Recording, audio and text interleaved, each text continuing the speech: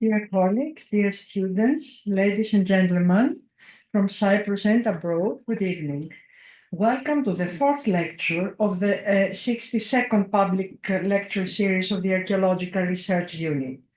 Tonight's lecture is being co-organized with the ComPAS ERC project and its principal investigator, Artemis Georgiou, assistant professor in research at the University of Cyprus.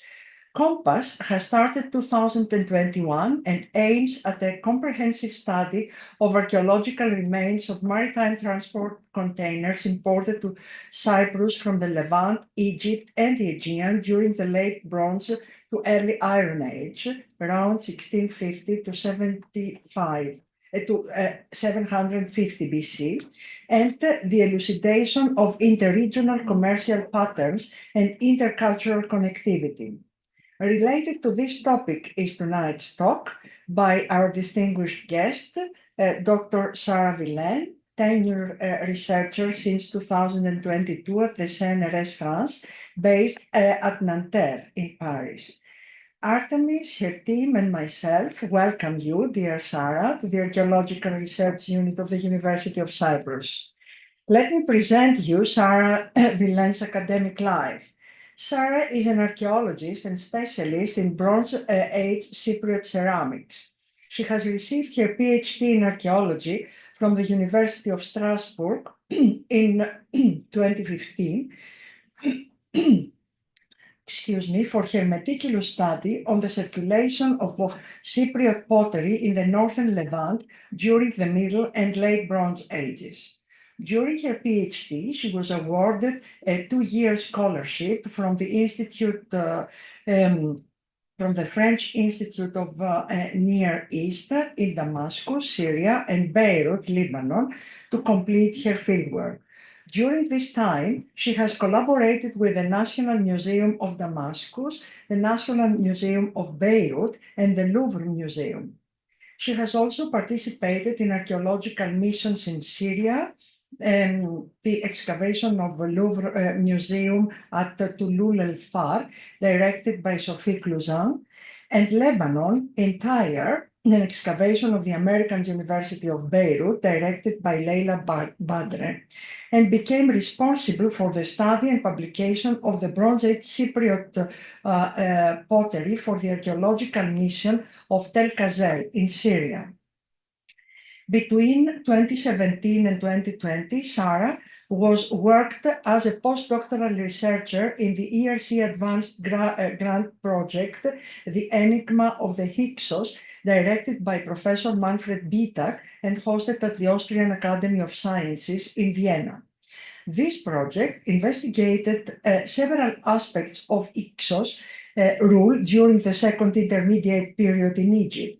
She was in charge of the research track Trade and Crisis Analysis, which aimed to assess the evolution of trading connections between Tel el-Dabaa, the Levant, and Cyprus during that period. The results of this research led to a monograph published 1 year ago in the series Contribution to the Archaeology of Egypt, Nubia, and the Levant, CNL, Volume 14. In 2020, Sarah was awarded a European Marie Sklodowska-Curie Fellowship to lead a new research project at the University of Paris, Nanterre, entitled Item, Imitations and Interactions in the Eastern Mediterranean, for investigating imitations of Bronze Age Cypriot ceramics in the Eastern Mediterranean during the second millennium BCE. She is currently employed in the publication of archaeological material from several sites excavated by French missions in Syria before 2011, such as Nasriya, Tel Shuk, Fakvani, and Ugari. She is also collaborating with French museums, in particular the Archaeological Museum of Saint-Germain, to provide a new scientific documentation and publication of their collections of Cypriot antiquities. Beyond her PhD and the monograph mentioned above, She has published peer-reviewed articles and book chapters and held numerous lectures in France, Denmark, Germany, Austria, Greece, Egypt, and the United States of America. Tonight, we have the great pleasure to listen to her lecture titled Through the Looking Glass, Investigating Egyptian and Levantine Imitations of Bronze Age Cypriot Ceramics. Dear Sarah, welcome, and the podium is yours. Thank you very much. So, good evening, everyone. Thank you very much for this introduction, and thank you for inviting me. So, first of all, I would like to say that I'm very grateful to Professor Kuka, Deputy Director of the Archaeological Research Unit, for organizing this lecture and giving me the opportunity to present my work. And I would also like to thank Dr. Artemis Georgiou, head of the ERC Starting Ground Project ComPAS, who suggested that I take part in this event. So I really hope the topic I will be presenting will be of some interest to the audience. Indeed, tonight, I would like to discuss a still underestimated and poorly understood phenomenon, the imitation in the Levant and in Egypt of Cypriot ceramics during the second millennium BC. So the island of Cyprus benefits from a strategic location in the eastern Mediterranean at about 180 kilometers from the Levantine coast and 400 kilometers from the Nile Delta. From the mid-18th century BC, Middle Cypriot ceramics begin to reach the Levantine coast and Egypt in significant quantities. Egyptian and Levantine potters quickly displayed a keen interest in these new forms on decorative motifs. During the Late Bronze Age, the diversification in the influx of Cypriot ceramics prompted not only the creation of imitations, but also the rise of entangled ceramics, combining local and Cypriot features. Ultimately, specific Cypriot shapes were transposed in other raw materials, such as glass and stone. So, this presentation aims to assess in what ways the progression of cultural interconnections between Cyprus, Egypt, and the Levant manifest during the second millennium BC. So let's jump into the topic and begin with the earliest Cypriot imports and their imitations. The Middle Cypriot white-painted jugs and juglets are the earliest Cypriot imports to be exported in significant quantities outside the island of Cyprus. The appellation white-painted ware gathers several categories of ceramics that developed during the Middle Cypriot III period and the Late Cypriot Ia. I'm mostly going to talk of the white-painted pendant line style and cross-line style, two productions that originate from Eastern Cyprus from the area of Calopsida. They are recognizable by their light brown to reddish yellow fine clay, their light slip slightly burnished, and their decoration executed in a red or black paint. The main motif of the pendant line style is composed of alternating straight and wavy lines, whereas the cross-line style displays groups of parallel lines crossing each other. So during the Middle Bronze to BC, the Cypriot white-painted pendant line style and cross-line style ceramics are imported all along the Levantine coast, with a concentration in the region of Ugarit. In Egypt, they are mainly found in the eastern Nile Delta at Tel el-Daba. During the second millennium BC, the city of Tel el-Daba constitutes an essential connecting hub due to its strategic location on the peripheral branch of the Nile. The site was excavated for over 50 years by the Austrian Institute of Archaeology, first under the direction of Manfred Bitak until 2010, and then under the direction of Irene Voslangler until 2014. Area F2 of Tel el-Daba yielded the remains of a large palatial complex. It was excavated by the team of Professor Bitak, and I would also like to thank him for allowing me to publish this material in 2019 when I was a part of his team in Vienna. So here is a plan of the palace during phases E3, E2, a period correlated with the end of the 14th dynasty and the transition to the 15th dynasty. One part of this complex, called Magazine N, was intended for storage, as evident by its dimensions, the organization of space, and the materials that were discovered. So the blue circle you can see on the plan is showing you the localization of locus 1421 within the magazine. So this locus was, as you can see, very heavily burnt. On the preserved part of the floor of the locus was a group of juglets with a globular body. Their shape and decoration are characteristic of Cypriot white-painted pendant-style ceramics. So here are some more detailed photographs. In total, 9 juglets have been retrieved, all measuring between 12 and 16 centimeters high. So as you can see, they have an everted rim, a slightly concave neck, a globular body, and a strap handle attached at the rim and at the shoulder. They even bear the typical, so they all have the typical pendant-style motif in a red paint, and the bottom of the jugs are even painted with concentric circles, a detail very characteristic of the Cypriot pendant-style ceramics. All these jugs constitute an homogeneous group, and they likely originate from the same workshop. However, a more cautious examination indicates that they are not Cypriot. All of them are made in Nile clay 1D, a Nile clay with small calcareous inclusions, and they are all made on the fast wheel. So you can see on the photograph very well the traces of the wheel. And the handle is not inserted through the wall of the vessel, contrary to the Cypriot tradition. These juglets from Tel El Daba are faithful imitations.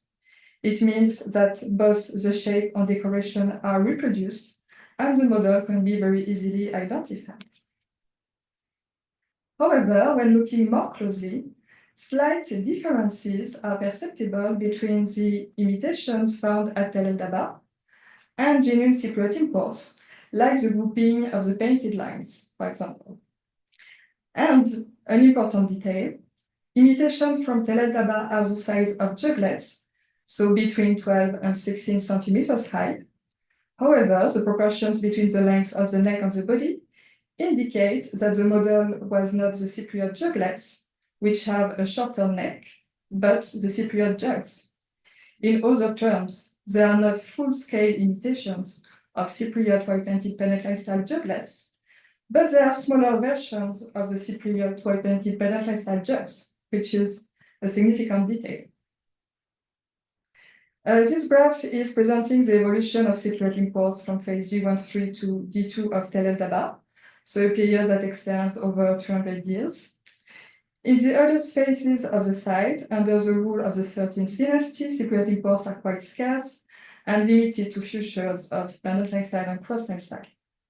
The part of Cypriot imports increases and diversifies in phase F with the introduction of the red and black, for example.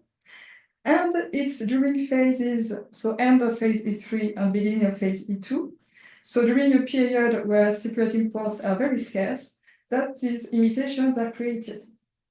And it's only from phase E1, after the takeover of the 15th dynasty Hyksos, that Cypriot imports reach the site again in broad quantity. So what does it mean?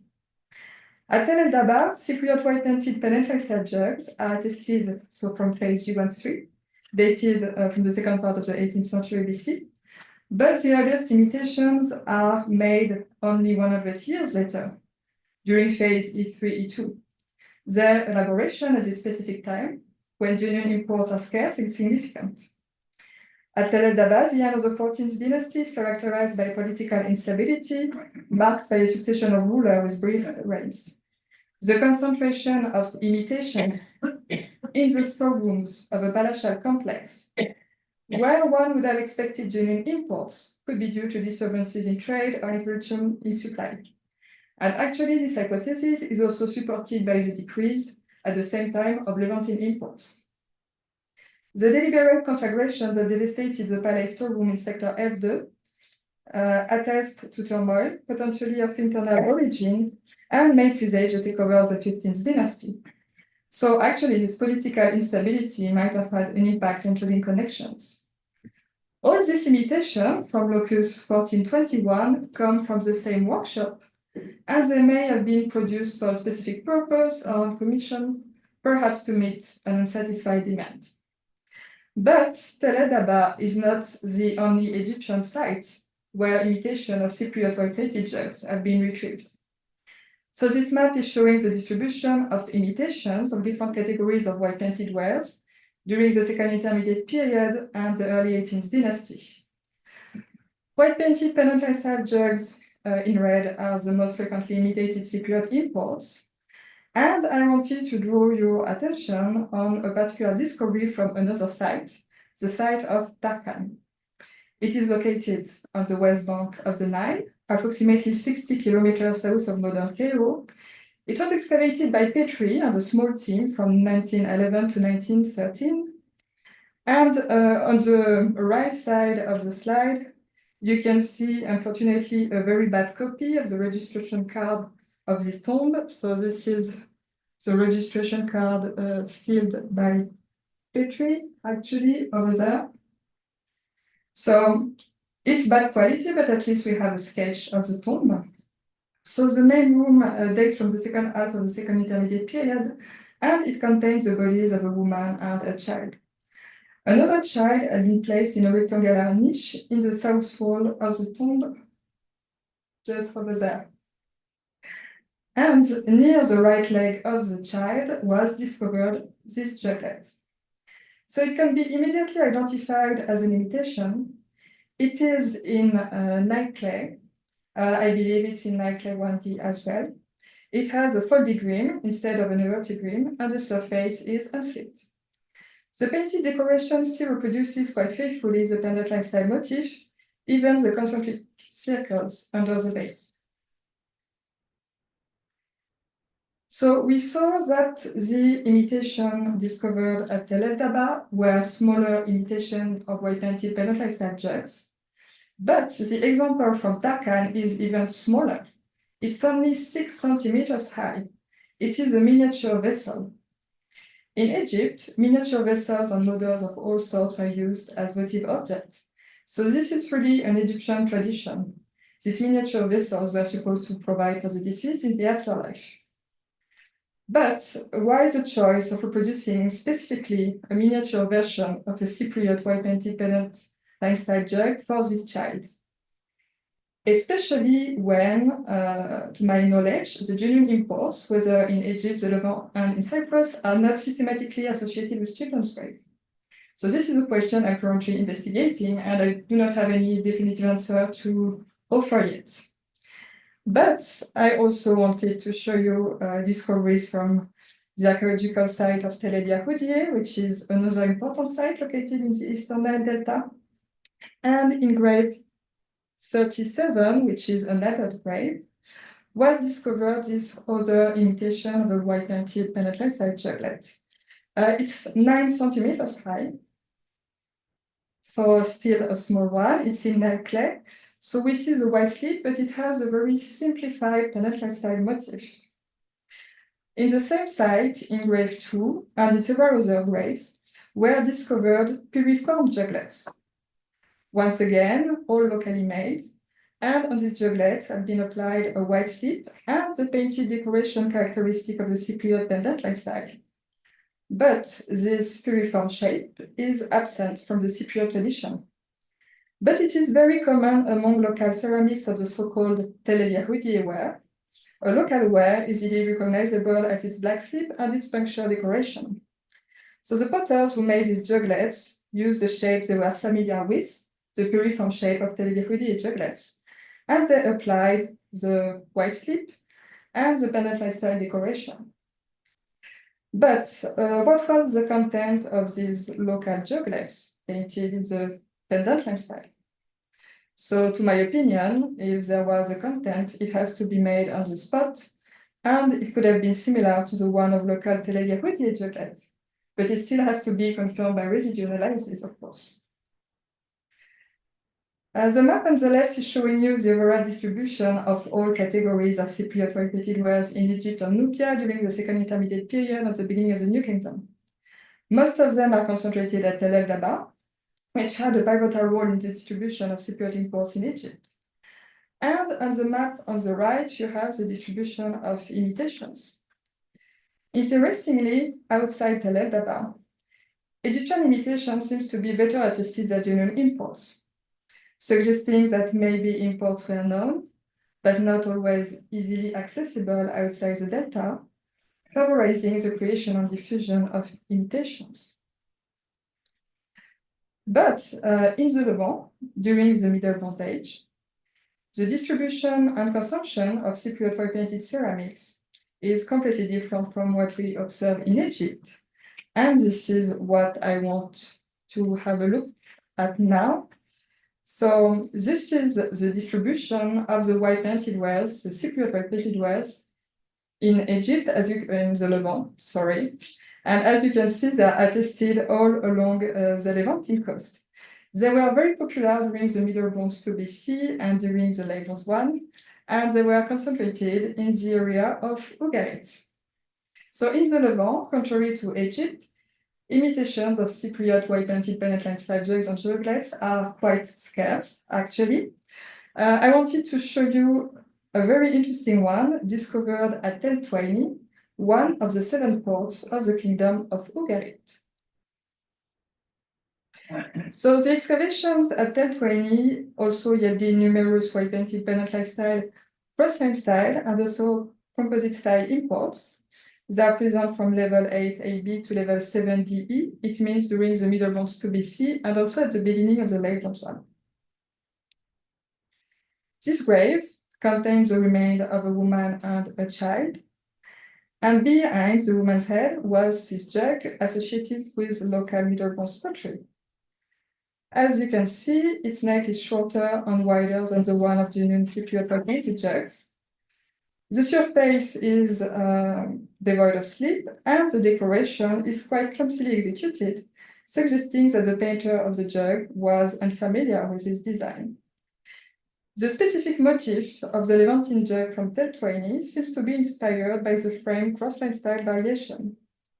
This jug is the same size as the Cypriot imports and does not constitute a miniaturized version of a Cypriot jug, contrary to Egyptian practices. So this grave belonged to level 8 AB, so the end of the Middle Bronze Age. And at this time, Cypriot imports are very well attested on the site. So here you can see a distribution map showing you the distribution of imitations of white-painted penitential style and crossline style jugs in the Levant. And they were only identified at 5 sites. Contrary to what we observe in Egypt, imitations of the white-painted crossline style are better attested than imitations of the pendant style. And as I said, no miniaturized imitations have been identified so far. In the Levant, imitations were not made to replace Cypriot imports, which were widely available, but to take advantage from a trend. So there is a clear difference in distribution and consumption patterns of both imports and imitations between Cyprus and the Levant. Imitations of Cypriot wares stays an occasional phenomenon during the Middle Bronze Age. It's only from the beginning of the Late Bronze Age that they become more common and more diversified in the Levant. And this is what I'm going to show you. So at the beginning of the Late Bronze Age, in the Levant, we really see an increase of interactions between Cyprus and the Eastern Mediterranean, and we have a diversification of Cypriot ceramics exported to Levantine air bowls. The Cypriot white slip bowls constitute one of the hallmarks of the late Cypriot period. More than 300 of them have been discovered at Ugarit only. At the same site, a dozen of imitations have been identified. Actually, it's a quite low number considering the 100 of imported bowls revealed by the excavations. But here is one of the best examples of imitations of Cypriot white slip bowl discovered in Ugarit. And so the clay is a Levantine clay, and it is well-made according to the Levantine tradition. The base is flat rather than round, and this is an adaptation due to the forming method chosen by the potter. The triangular handle was modeled separately before being fixed on the rim. This handle is clumsily executed, and I think is the work of a potter unfamiliar with Cypriot forms. The surface is covered with a slip, and it was a simplified ladder pattern executed in a brown paint. But despite the several differences in the forming technique and in the decoration, there is no doubt permitted of the nature of the original model. This vessel is an imitation of a Cypriot waxy ball. But in other cases, the model is not so easily recognizable. This other ball has been identified as an imitation of a monochrome ware, another Cypriot production while attested in Ugarit during the 15th century BC. Interestingly, the potter may not have been able to reproduce the handle with a pinched extremity, which is very characteristic of these balls. Instead, he just made a simple triangular handle. But in Ugarit, this type of very simple triangular handles are usually found on imitations of white slipware. So, was the model really a Cypriot monochrome ball? Or is it simply an undecorated imitation of a white slip ball? Obviously, the Levantine potter did not intend to make an exact copy of a model. A faithful imitation might not have been always necessary. I think that the reproduction of chosen features, like the triangular handle, might have been enough to associate these local balls with Cypriot import in the mind of the inhabitants of Ugarit, who were very familiar with Cypriot ceramics. The continuity and contact between Cyprus and the Levant led to reciprocal emulation, of which the white-shaped ware is a good example. So the white-shaped ware was produced in Eastern Cyprus during the late Cypriot period, and they can be recognized by their spindle-shaped body, their beige or greenish soft clay, their bright white slip, and their knife-trimmed surface. And we have several imitations of these peculiar little juglets all along the Levantine coast, in Ugarit, Tel Kazel, and also in the area of Sidon. So here are some examples of these Levantine imitations of Cypriot white-shaped juglets discovered in Sidon. What is really interesting is that this imitation can be wheel-made or also handmade. But even when they are handmade, the handle is not inserted through the wall of the base. Some of them have a slip, some of them were left unslipped, and some of them have shaving traces. And what is really interesting is that they were not produced in series. There is no standardizations in these imitations. But why did Levantine potters choose to reproduce the appearance of these deeper juglets? Because contrary to the white painted jugs or the white slip ball, they do not wear any painted decoration, and these imitations are not due to a lack of imports. It was suggested that they were imported and imitated because of the quality and the brightness of the slip. However, as you can see, the slip is not always reproduced, so it does not seem to be an essential criterion. The reproduction of the overall shape might again have been enough for these juglets to be associated with high-quality Cypriot productions. Located in Syria, in the Akkar Plain, the site of Tel Kazel yielded 126 imported white-shaped juglets, so some of them with cyclomineral marks, just over there. But the site also yielded a dozen of imitations of these Cypriot white-shaped juglets.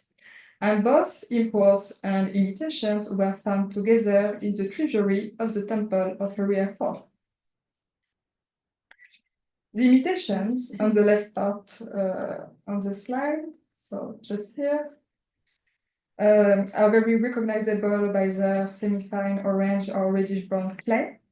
On most of them, the potter trims the surface with a knife to obtain the finish typical of Cypriot white-shaped juglets.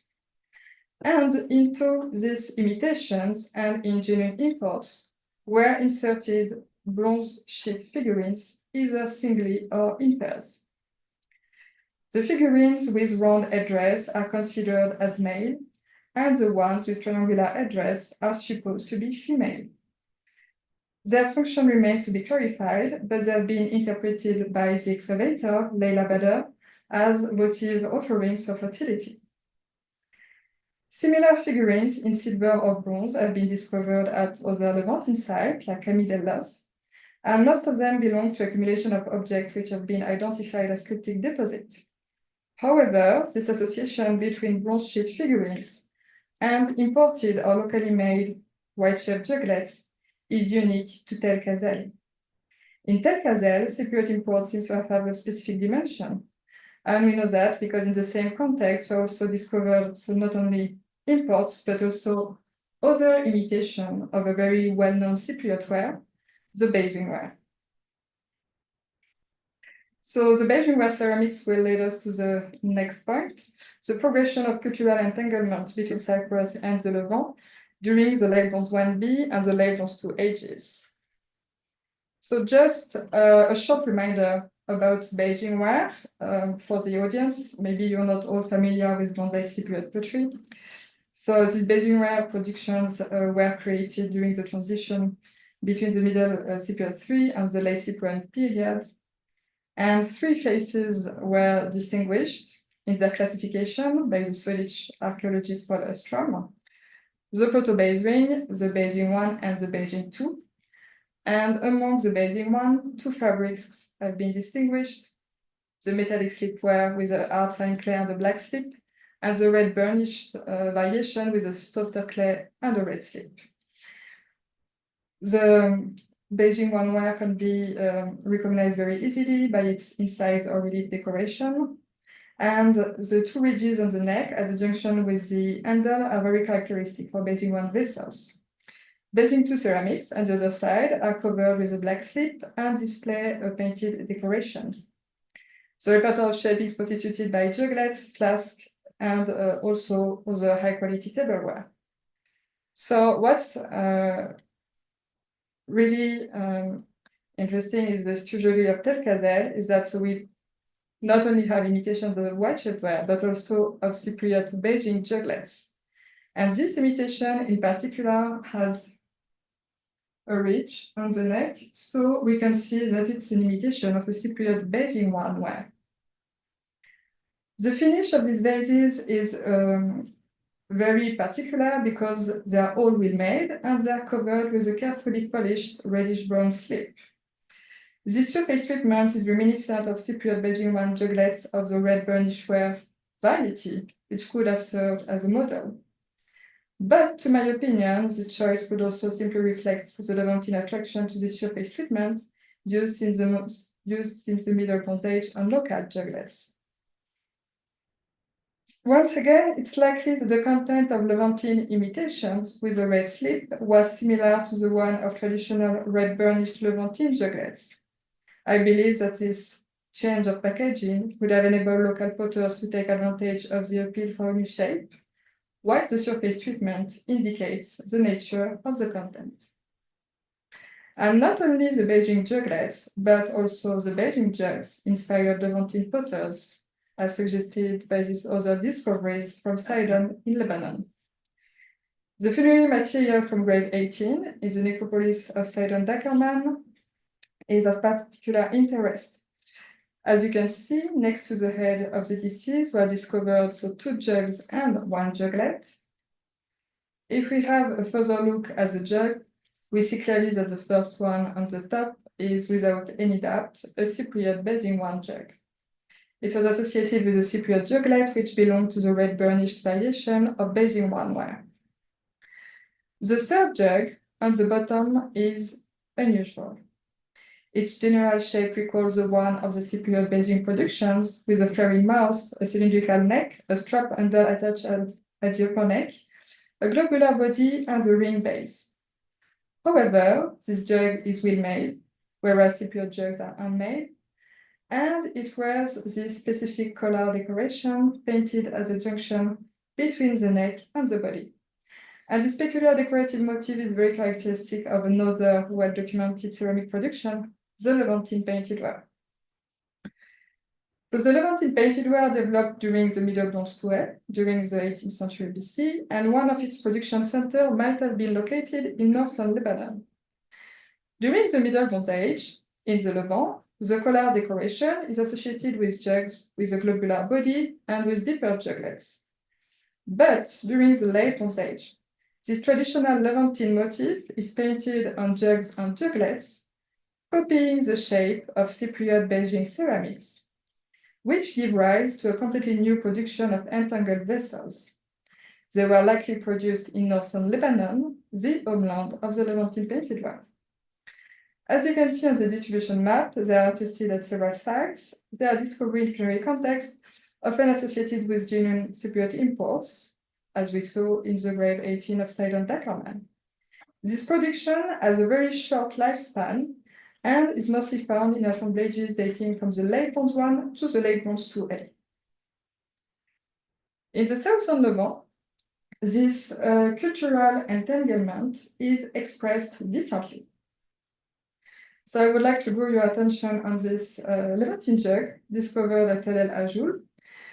Interestingly, it still fits the definition of an imitation because both the shape and decoration of the original model are reproduced.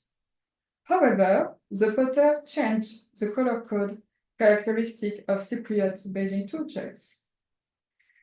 An overview of this material was published in 2006 by Celia Berghofen, but the corpus of this kind of jugs is much more important than initially expected, as you can see on the distribution map. They are concentrated in the Southern Levant, more specifically in the Shipala region around Tel Lachish, where more than 60 individuals have been retrieved. They are mostly present in fluorine context, and they are tested during the late Bronze 1B, so they are as early as the first Cypriot Beijing II imports. And as highlighted by Berghofen, they are still present during the 13th century BC, when Cypriot jugs are no longer prevalent. Several variations occur in their decoration. This other example from Tel Lachish is wheel-made, whereas Cypriot imports are handmade. On the body, the decoration is composed by groups of oblique lines, as usual Beijing II patterns. However, they are not in white paint, but in red paint. And these groups only count 3 lines instead of 5 to 6 on genuine Cypriot Beijing II imports. This other jug is covered with a white slip. It displays a V pattern, usual in Beijing II ware, but with the addition of a wavy line, which is a kind of local twist, I guess. The same phenomenon occurs with this other example. The color code is once again modified. The way the lines are painted, one by one, is also raising the question of the tools used by Levantine painters. Indeed, in Cyprus, the specific Beijing II decoration was achieved using a multiple head brush, a device that might not have been available in the Levant, explaining why, in most cases, the lines were painted one by one. And because this decorative motif did not belong to the Levantine tradition, I believe Levantine potters did not have the proper tools to reproduce the decoration faithfully. Moreover, this color combination, the white and the red, is reminiscent of another Cypriot production, the white painted ware, which was also imported during the Middle Bronze Age and the beginning of the Late Bronze I, and imitated by Levantine potters, as we saw previously. More specifically, the red band on the lip of this Levantine jug and the oblique lines on the back of the handle are typical for Cypriot white painted ceramics. So here we have a Levantine jug, which is wheel-made according to the Levantine technique with the Levantine clay, which is imitating the shape of a Cypriot Beijing jug, but with a painted decoration inspired by both the Cypriot Beijing II ware and the Cypriot white painted ware. In the northern and in the southern Levant, Cypriot Beijing jugs trigger the creation of various productions, which are no longer imitations, but entangled ceramics, I mean a new object that combines the familiar with the formerly foreign, according to the definition given by Philip Stockhammer. Levantine potters are reproducing the exotic shape of the Beijing jugs, which are probably considered as high-quality products, and they are combining it with popular or traditional surface treatment and decorative motifs in order to meet the taste of local acquirers. All Levantine jugs are wheel-made, contrary to Cypriot imports. Potters are using the way of doing of their community. And there is no transfer of techniques, and to my opinion, no transfer of knowledge, and maybe no direct contact between the Cypriot and Levantine potters. Now, I would like to go back to Egypt, because at the same time, in Egypt, during the New Kingdom, we also have imitations of Beijing juglets. But once again, in Egypt, it takes a completely different appearance. In Egypt, during the New Kingdom, the corpus of imported Cypriot ware is mostly composed of Beijing one juglets discovered in funerary context. So these ceramic imports were first studied by Robert Merilis in his PhD dedicated to bronze-date Cypriot pottery found in Egypt and published in 1968. These Cypriot Beijing one imports are found all along the Nile Valley, as you can see on the distribution map on the left. They are present from the very beginning of the New Kingdom or even slightly earlier. They are particularly well attested during the rule of Thutmose III, from which date is very well preserved example discovered in Kaun in the tomb of Lady Maquette. And I wanted to show you this specific imported Cypriot juglets because it was found with an intact wooden stick inside, which was likely used to help collecting the content of the juglets.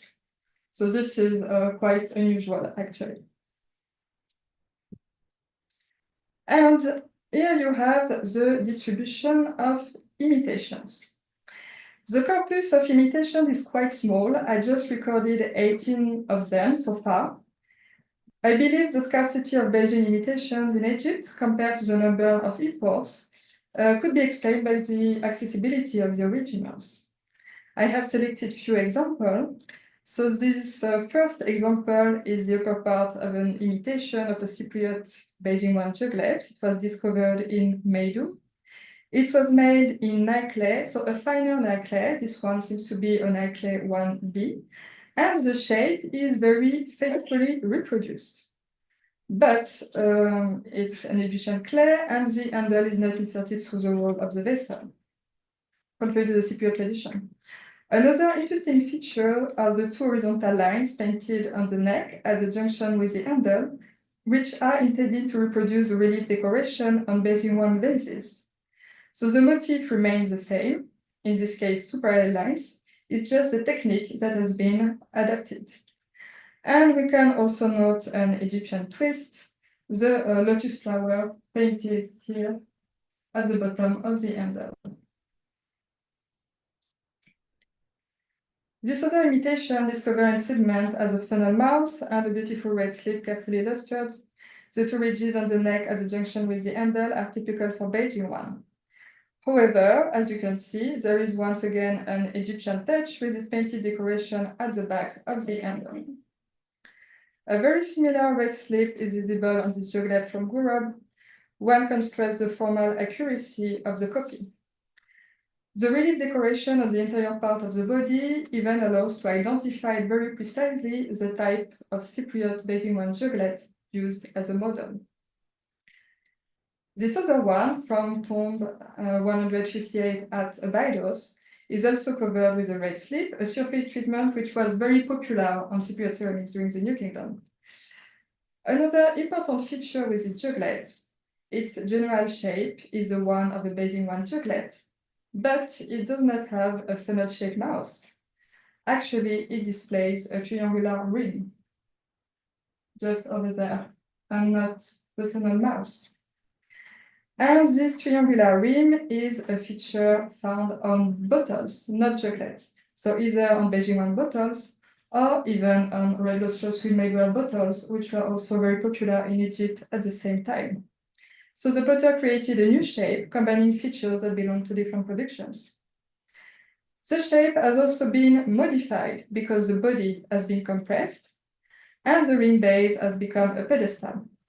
And to my opinion, it's a deliberate adaptation to make the shape of the juglets more in keeping with Egyptian taste. Indeed, the compressed body is a feature that can also be found on Egyptian faience juglets, like this one in the shape of a pomegranate. This body shape is a part of a kind of formal trend that concerns raw materials.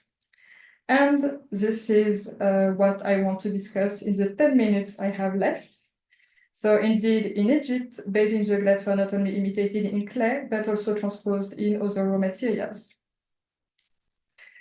Egyptian craftsmen had an extensive knowledge of faience making, and they actually quickly mastered the glass technology, which originates from Mesopotamia. We have evidence of glassmaking and glassworking activities at several sites in Egypt, as you can see on the map. Glass vessels might have already been manufactured from the very beginning of the New Kingdom, and as a new material, glass had a very high status in Egypt.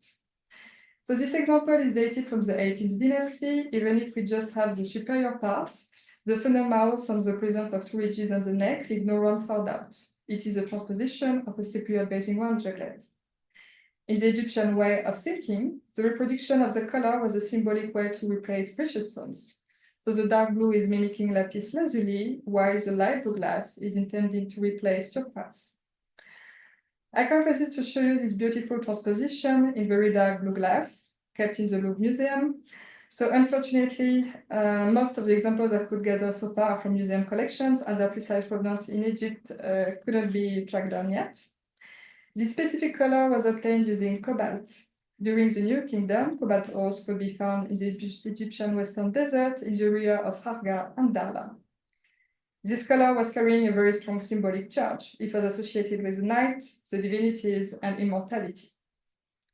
There is a correlation in Egypt between the raw material and the social status of the deceased.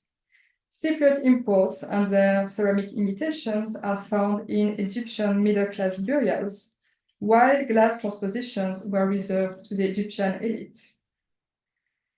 So this other juglet kept at the British Museum as an applied decoration in yellow and light blue.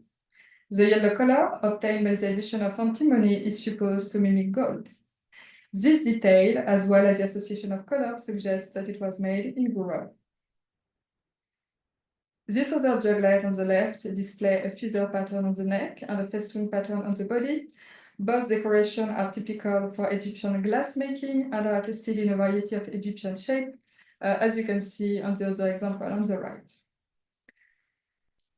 These bathing-style juglets have also been found in the Levant and on the island of Cyprus. The question is, were they all made in Egypt, especially the ones discovered in Cyprus, from where the bathing shape originated from? This is a difficult question because the raw materials for making glass, silicate, is basically available everywhere. We could track the pigments, but the discoveries from the Uluburun shipwreck show that the Egyptian blue glass was circulating in the Eastern Mediterranean in the form of ingots. Recent scholar work by Peter Cossin from the University of Ghent suggested that secondary glass workshops may have been active in Cyprus during the 14th and 13th century BC. So the question of multiple production centers for these glass juglets is still open. And similar questions are raised by transpositions in stone.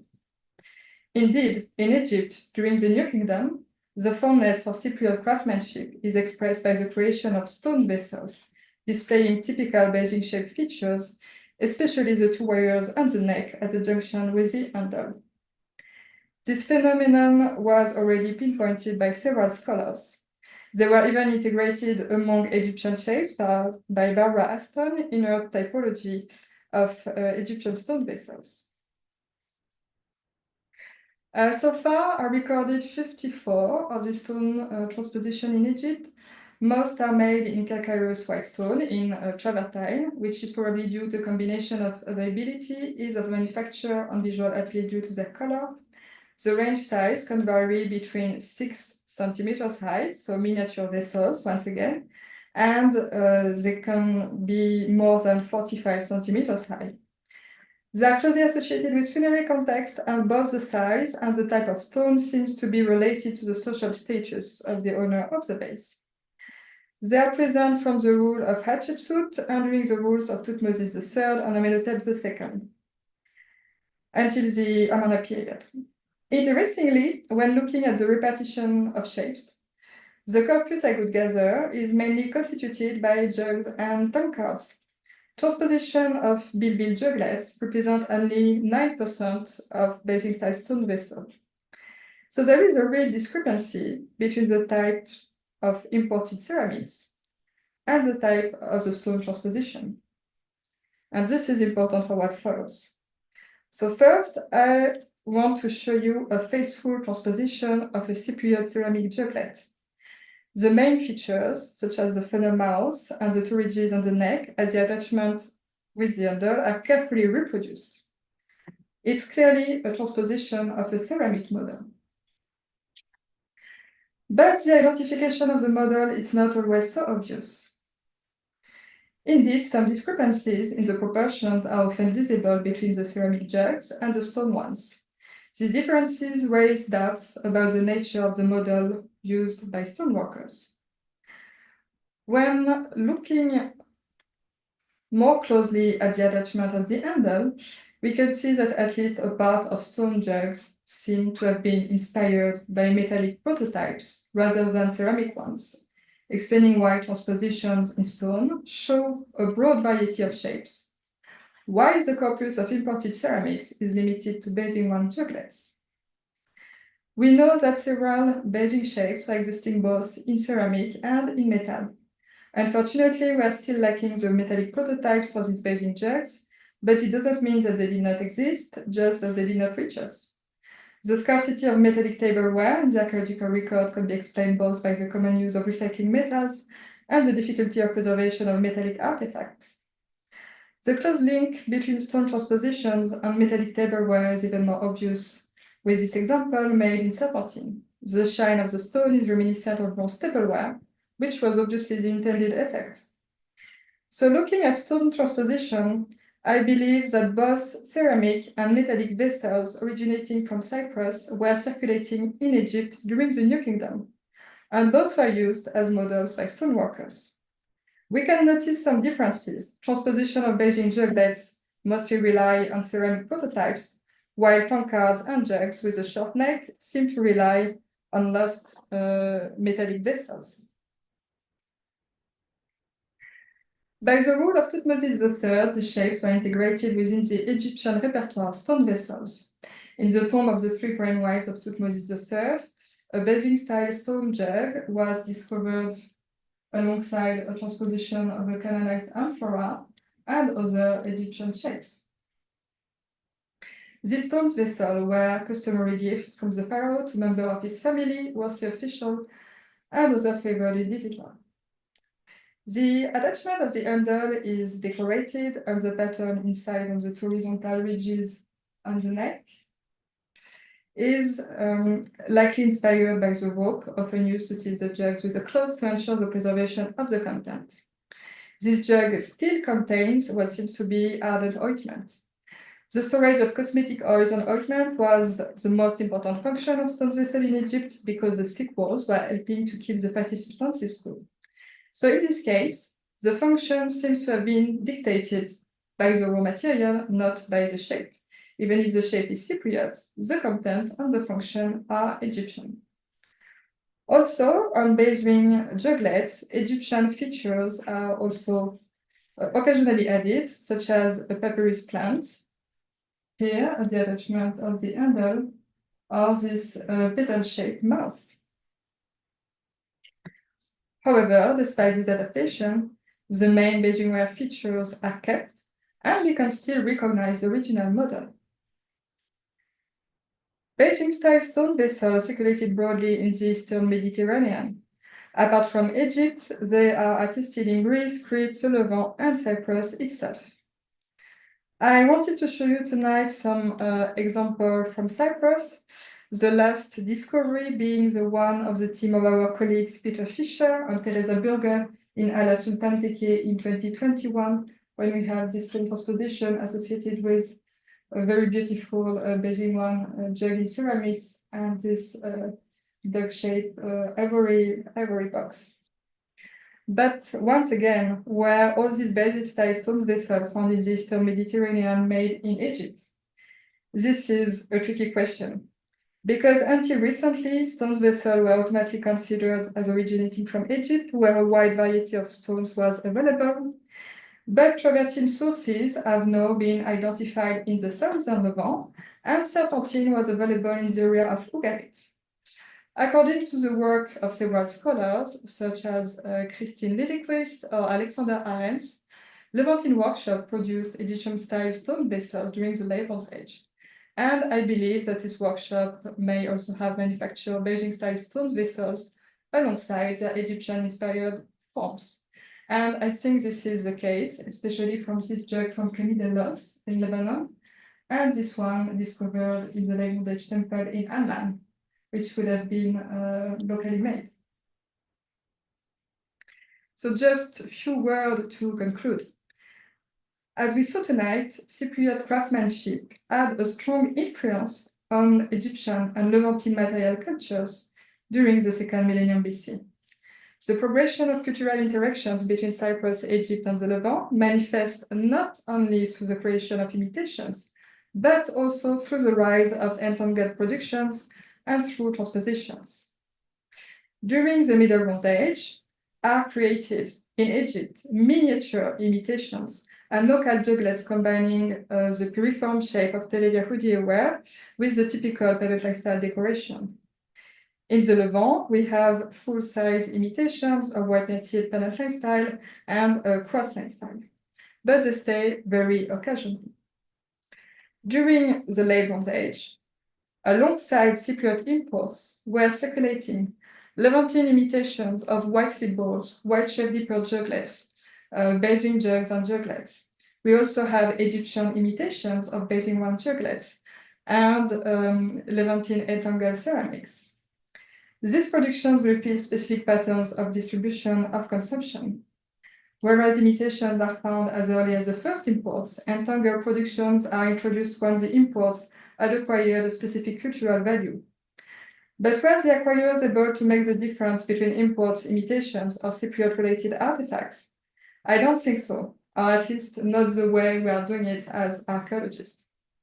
Also, during the Late Bronze Age, we had this transposition in stone and glass, which were circulating among the Eastern Mediterranean elite, alongside Cypriot metallic tableware. I believe several production centers might have occurred, at least for the stone transposition of Cypriot bathing vessels. During the Late Bronze Age, the coexistence of Cypriot imports, ceramic imitations, entangled productions, transpositions reflects the cosmopolitan world of the later second millennium BC, when shared social practices, material culture, and artistic styles developed throughout a complex network of interaction, diplomacy, and exchange. And I would like to thank you for your attention.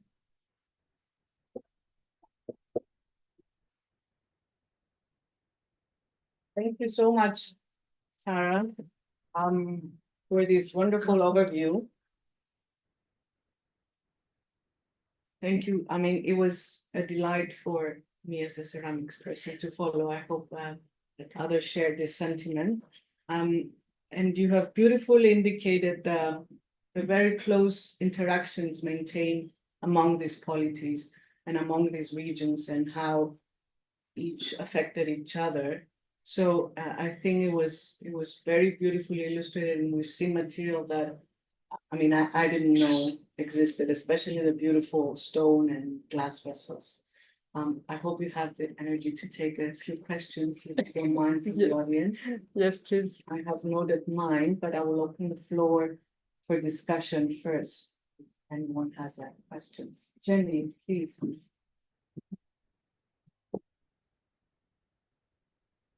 Thank you so much. It's a lot of material I haven't seen before either. It's really good to see it. I have a suggestion and a question. My suggestion is that we please stop referring to pendant line style as white painted 3 to 4 pendant line style. It has nothing to do with white paint.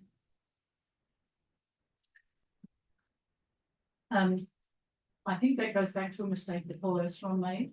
Yeah, so actually I put it on the slide, but I didn't say it because I know that the numbering classification of the white painted pendant line style with this 3, 4, 5, 6 is a little bit outdated. I indicated it because it's traditional, but you're completely right. It's better to refer only of pendant line style, cross line style. Yeah. Also because the 3 to 4 is something that happens on the north coast. Yes. Whereas what you're talking about is the eastern. Is the eastern, is the ones made in the area of Calopsida. I'll put them together in this volume, but they're actually something quite separate. I think it has confused, it potentially confuses the chronologies. Yeah, that's cool. My question is why were people in the Levant and in Egypt so fascinated with Cypriot wine? What was its specific cultural value? Is it something to do with what was inside those juglets? So yes, I would say it depends on the where. On the Levantine coast, we have imitation of open shapes as well. For example, white slip balls, they were very appreciated also for their resistance for the painted decoration, and they were considered of higher quality products than the Levantine balls. But concerning the closed shapes, especially in Egypt, these Beijing wine juglets, it was because of the content of the juglets. So I think, all the debate about the content of these juglets, the hypothesis by Meredith about a substance with opium inside. So there were many residue analyses. So the first in 1996, a juglet made the University of the Museum of Würzburg in Germany. They were able to detect the presence of opium alkaloid inside. After, in 2016, residue analyses were made on another one from the southern Levant, and they found only aromatic oils. And after that, in 2018, there were new analyses by the British Museum using liquid chromatography instead of gas chromatography, and they were able to find opium alkaloids. And in 2022, in Tel Yehoud, in the southern Levant, they were able to make residue analysis and they found opium alkaloid again. So I think it's because of the content. But what is really interesting in Egypt is that these Beijing wine ceramics are not in the grade of the elite, but like one step lower, so really middle class in Egypt. And in the grade of the elites, you will find the transposition in glass or in stone. But the content was different, because its transposition were not imported. And that's something that needs to be investigated with residue analysis. But it's fascinating because it's as if the vessel sort of symbolizes its access to. So regardless, so maybe the vessel itself it's a social symbol of the access to imports. Acquired this prestige because of the content. But in the end, they reproduce the form because I think it encapsulates the essence of access to I this think trend. so as well. I mean, at least I would assume, because why on earth would Egypt, with all its wealth, or even at the sub-elite level, would want to imitate the Cypriot wares, other than that it had a symbol of access to networks? It's completely true, and I think also that they might have been reused. That's why it's so difficult to have proper results with the residue analysis. And after, when it was empty, maybe it could have been filled again with local aromatic oil. It's a possibility, because the shape was so prestigious. It was a high quality item. You would keep it. You won't throw it away because it was empty. Exactly. Yeah. Excellent. Hi, thank you very much for this presentation. It was incredible. My question is about, it's quite complex, so I would like to cover the pictures, but the first one would be about production centers in terms of, when you have this kind of local productions and you have distribution maps, then it doesn't mean that things are all produced locally. And this also is connected to the idea of cultural entanglements of these materials. So since things moved around, would you say that all the areas that you indicated on the map would have the same kind of connections within Cyprus, or with imported material, or which kind of distribution was at the local level within macro areas, for example? Yeah, that's a very interesting question, to try to find the patterns and to locate production center. For the entangled jugs, the Levantine jugs with the color decoration, petrography was made, and it comes from the northern Levant. And we find them in the northern Levant and also some of them in the southern Levant. So I think the production center was somewhere in northern Lebanon, and it traveled until the southern Levant a little bit. So at least for this one, there is petrography. But for the other one, it's very complicated to say. For the ones with which are kind of imitations of Beijing two jugs with the white slips and the red color, they are very concentrated in the southern Levant. So I guess they were produced somewhere around Tel Lachish, for example. But after that, it was complicated. In Ugarit, we have many different imitations of white slipware, imitations of white shaved ware that I didn't show, imitation of white planted wheel-made ware. And I think in Ugarit, local potters were imitating many different types of ceramic imports, just because they really appreciated all the ceramics, so they were very familiar with all the Cypriot pottery. But after that, in Egypt, all the imitations I could gather, the one I recorded, they're all different. And I couldn't see any production center. So still something that needs to be investigated. Anna Georgiadou has a question. Thank you, Sarah. It was very, very interesting and informative. I was wondering about the open shapes. We saw many imitations of the jugs and discussing, I suppose it was the content. What about the open shapes and how often and how easily, of course, you can recognize white slip balls were imitated, so they were imitated in Ugarit. I show you some example. There were also some imitations studied by Celia Berghofen from the southern Levant. And I guess they were imitated because of their painted decoration. But I can't say much more because sometimes it's also very difficult to distinguish between Cypriot plain wares and Levantine wares. And this is a very big issue, actually, especially in some sites in the southern Levant, in Tel Abu Hawam, for example, or in the northern Levant. I mean, in Ugarit and the area of Sidon, you have all these many shirts. The open shapes is much more complicated to see. We have to have very close look at the clay. And see if it matches local production or not. But we need to know the local production, first of all. But I also believe that some of these imitations made in the Levant could have been reached Cyprus, but maybe they were not identified. That's also another question and another issue that we can discuss afterwards. Any other questions from the audience? And of course, we welcome questions from the people following us online. Feel free, please, to type your question in the chat. Professor Kuka.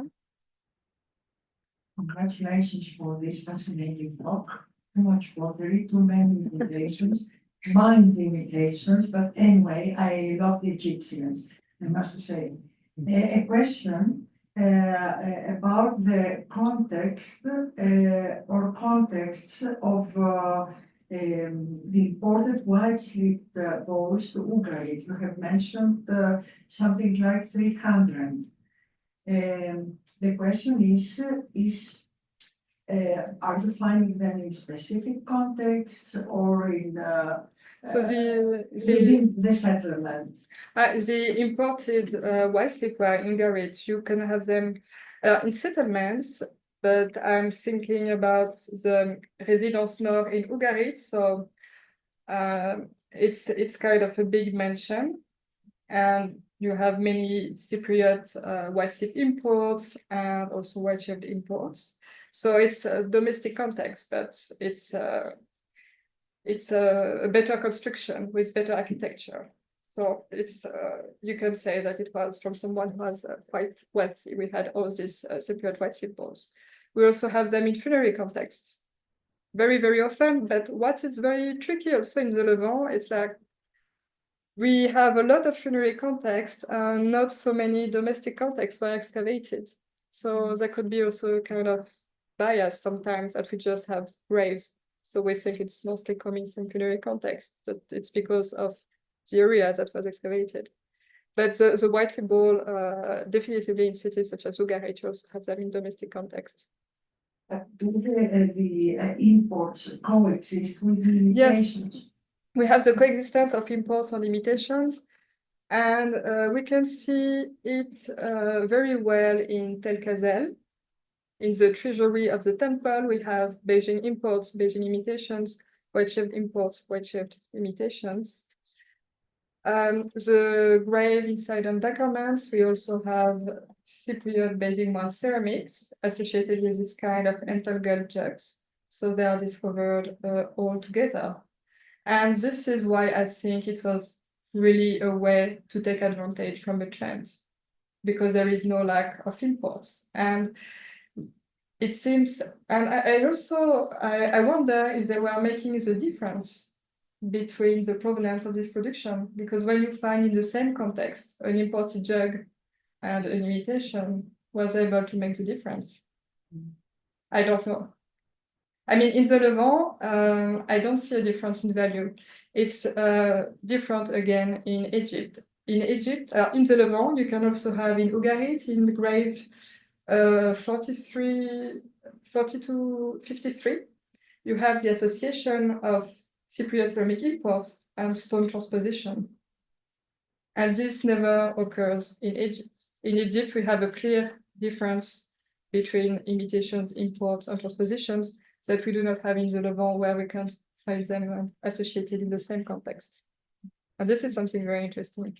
It says a lot about the perception of imports and imitations. Thank you. So I'm reading two comments by Michal Artzi. So there's a wow comment by Nicole Hirschfeld. Okay, so Michal comments that there are no examples of imitations, only one white slip ball handle from Tel Abu Hawam. There are some of white painted wares, and at Ugarit, Michal says there seem to be copies of Cypriot cooking wares, which is interesting. Yeah. In the southern Levant, copies of bichrome ware, both in the Gaza area and Megiddo and more places, plain white wheel-made. Instead of bichrome, maybe? I think this is what Michal... So yeah, thank you very much for this comment. So yes, I saw it in Tel Abu Awam, there were imitations, but so I apologize, I made a mistake. And concerning the bichrome ware, it's really interesting. And once again, it's very tricky when you talk about bichrome wheel-made ware. And Sorry, so yeah, my mistake. So instead of the white painted, Michal meant plain white wheel-made at Ugarit. So thank you very much for your comment. So can I ask to elaborate, if you could, on the Cypriotness of the handle attachment of the jugs or the other vessels with the dried plug? It seems to be a way of weighing in on imitations, and I'm not sure if that was a success of the Cypriot potters or it was something they were habitual of doing. It's not into the Levantine or Egyptian tradition. In Levantine, you would just stick the handle with some clay, and the way the Cypriot were inserted the handles through the wall was making the vessels very resistant. I don't know if it was a criteria on why it was so successful, but it's really something that helps to distinguish between imports and imitations.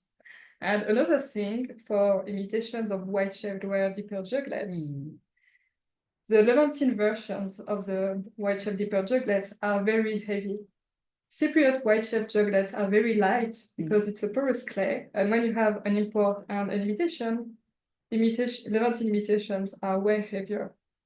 And this is also a way to distinguish between imports and imitations in the Levant. I'm just asking because it's something that I'm assuming it could have been copied. They could see in the braid. They could see, but they didn't do it. Maybe because they didn't know how to do it. And that's why I think there is no transfer of knowledge between Cypriot potters and Levantine potters. I think they were just copying imports and they were not working with Cypriot. With the exception at Tel El Daba of which Louise McGuire felt that it could have been actually a Cypriot potter or something, because it was so At Tel El Daba, there is this Tel El Yahudi Yeah. branch N, which is handmade and it's globular shape. I didn't talk about it because it was too much for tonight, but it has a white sleeve and inside decoration, and the handles are inserted. And there is this question of Cypriots being at Tel El Daba, but it's a few examples, a short time span, and it could happen, and that's why it's not the case with this white painted imitations. But very interesting. But that very interesting. This element is so substantial. Yeah. Okay. Any other questions from the audience here or online? Well, if there aren't any, well, thank again Sarah very much for being so generous with sharing her research, and we look forward to hearing more about the mysteries of these wares and imitations. And thank you very much for addressing this wonderful lecture. Thank you.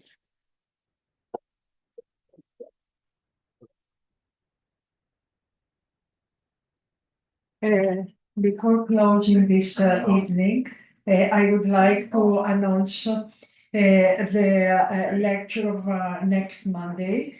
It will be held by Dr. Jan Henke, director of the Samos excavations from the German Archaeological Institute, Athens. He's going to talk on observations on the deposition practices of sacrificial debris at the Heraion of Samos. You are all welcome. And to unnote, this lecture and the lecture of last Monday, they will be soon to be attended in our YouTube channel. Thank you very much.